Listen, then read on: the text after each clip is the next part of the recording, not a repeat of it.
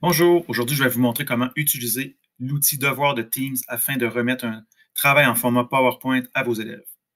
Lorsque l'élève va recevoir son document PowerPoint, il va pouvoir l'annoter sans avoir à le télécharger sur son bureau.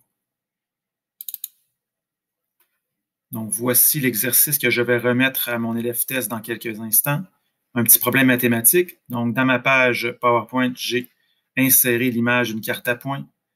J'ai placé deux zones de texte dans lesquelles on retrouve mes questions et deux zones de texte dans lesquelles l'élève pourra inscrire ses réponses.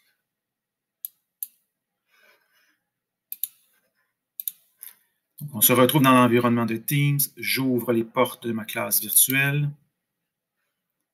Je vais dans Devoir. Je veux créer un nouveau devoir, une nouvelle affectation. Je vais lui donner un titre. Carte. Ouais. Je vais insérer ma ressource. Donc, le document PowerPoint que je vous ai présenté il y a quelques instants. J'appuie sur Terminer.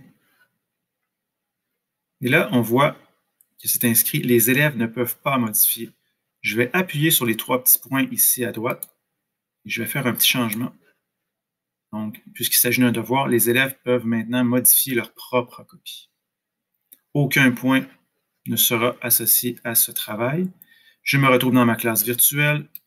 Je vais envoyer le travail à mon élève test, Raphaël, et j'appuie sur « Affecter ».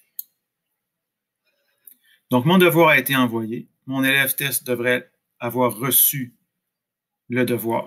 Et il a jusqu'à demain, 23h59, pour le compléter.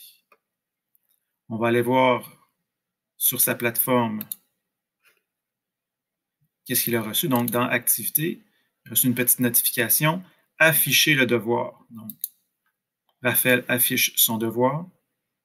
Appuie sur Carte à points. Et là, il pourra répondre à mes deux questions.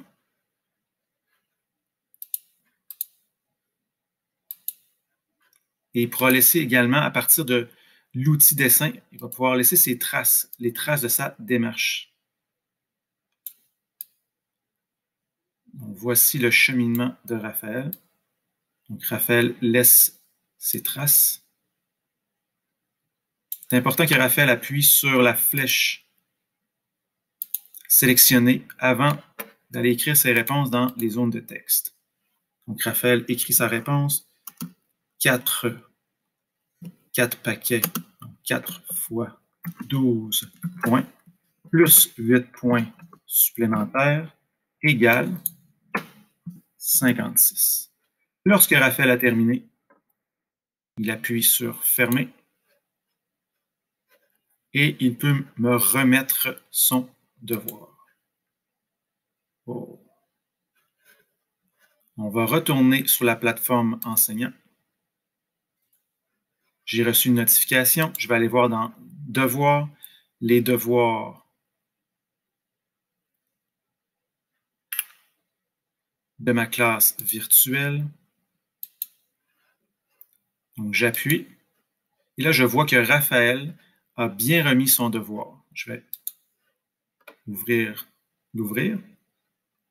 Je peux voir sa démarche. Je vois ses réponses. Et je peux même venir inscrire un commentaire. Bravo.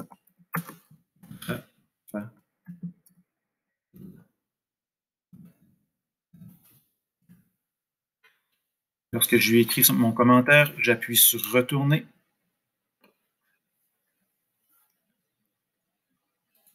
Et sur sa plateforme, il a reçu une notification dans la conversation. Devoir envoyé par son enseignant, affiché. Et finalement, Raphaël aura la chance de voir mon commentaire. Donc, voici comment on utilise l'outil Devoir pour envoyer des documents PowerPoint à nos élèves. J'espère que cette capsule vous sera très utile.